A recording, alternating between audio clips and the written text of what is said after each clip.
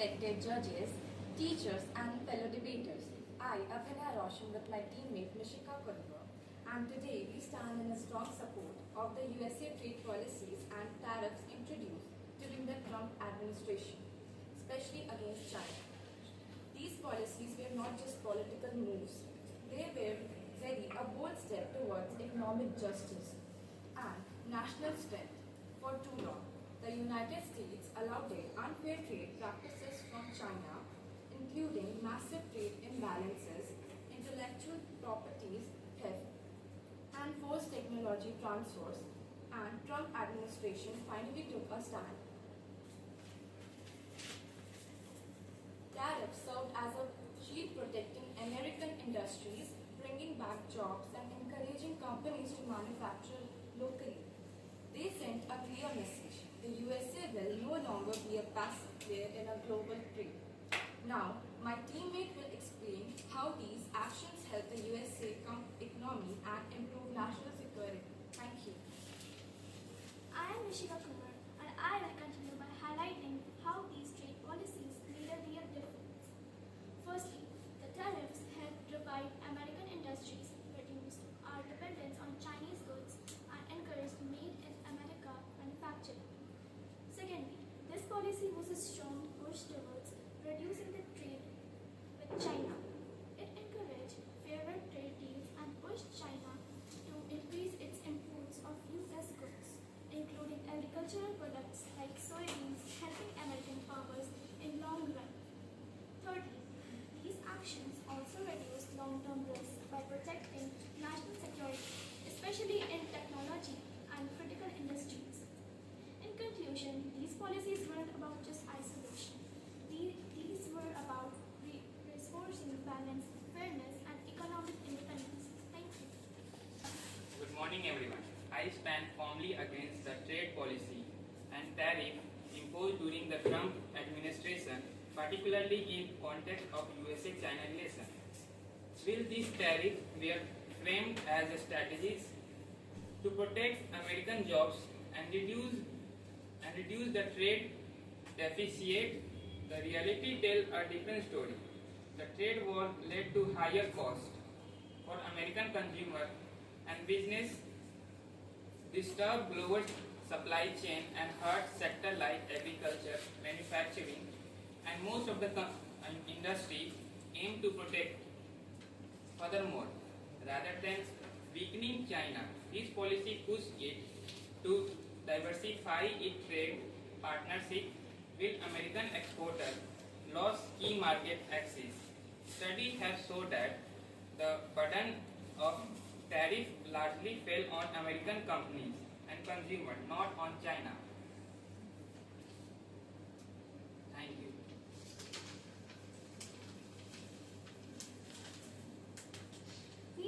We don't get the change of viewpoint the pine. Here are trends are won by loud slogan. It won by smart alliance, global corporations, and state forces not burning bread with a friend and taxing your own people. Ask yourself, is a policy successful? If you hunt your own economic more than your slaves, can you fight a global power like China without global allies by your side? Is raising price from every American family to the first no? This won't state. It was economic, it was leadership, it was aimable the cost of billions. This policy don't bring just economic growth. It costed American companies global supply. China is locate US from allies in Europe, Canadian, Japan, Australia. We also fight and lot. China quickly found other trend partner with USA manufacturers struggle with rising input flows and reduced global demand. And this was short economically approach that cost billions, broke trust, and filled American better stage on not progress, not fine. Trump's tariffs on Chinese goods disrupted the status and pressured China into negotiating more fairly. Phase 1 trade deal in 2020 forced China to commit to buying $1 billion more in US goods. This policy addressed years of unfair trade practices and intellectual property theft. China was accused of stealing US technology by putting tariffs. The Trump government gave a strong response to such activities. Any long-term change in China in tariff? Any long-term change in China in tariff? Since America has raised 105% tax on China, is there any long-term change in China from tariff? Look, changes don't happen overnight, and it takes some time, and it will happen in the future. We don't Tax 105% to China. So why China could buy the goods from America? China have not other option to buy American goods because some goods not available in China. But others countries also provide the China same things, same product. But some goods are not present in other countries except America, Can you give me an example? Which product? like wine. Wine. India produce wine. No. Because US is a developed country and other countries do not have as much as resources as US. Yes, America is very developed in technology, but China is also emerging in technology. America has already spent much money on research and development and China didn't. So China still needs to buy resources from US. And if not tariffs, then what would you do to hold China accountable? China can also buy resources from Japan because Japan is the best in technology. Maybe USA can focus more on their technology and things like that in their own country to grow more. My point is that USA claims China was punished, yet China adapted and strengthened trade ties elsewhere.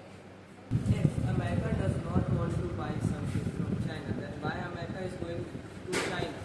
Which America have other policies also. China quickly found other trading partners while US manufacturers struggled with rising input costs and disrupted global demand. This was not strength. This was a short-sighted reactionary approach that cost billions, broke trust, and failed in execution. America deserves better strategy, not stunts. Progress, not waste. Standard 9 in support of this topic. Today, I'm going to do the closing of this topic. You have heard both sides today. Argument, fact, and fear. But when all is said and done, one truth remains. Trump's trade policy was not perfect, but it was necessary. For decades, China had manipulated global trade, stolen intellectual property, forced technology transfers, and built its empire on unfair practices, while America was silent. Until 2018, Donald Trump was the first leader with the courage to confront a rising economic bully.